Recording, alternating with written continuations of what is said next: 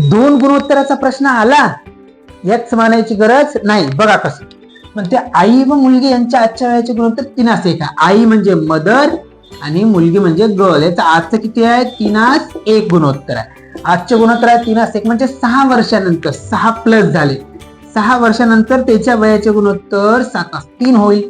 7:3 होईल म्हणते. तर आजचं वय काढा. तर बघा हमेशा असं आलं, दोन गुणोत्तर आले आणि अंतर दिलं असेल तर या दोघातला डिफरन्स बघून घ्या. 3 आणि 1 कितीचा आहे? 2चा फरक आहे. कितीचा फरक आहे? 2चा.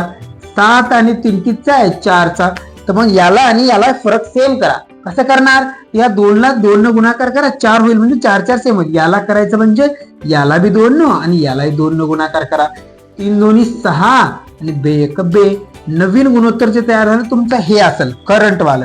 तर बघा याच्यात आणि याच्यात फरक किती आहे? 3 आणि 2 मध्ये किती? 1चा. त्याला म्हणते 1 नाही, 6 वर्षानंतर म्हणलं तर 1 ची किंमत किती झाली? तर 1 आहे.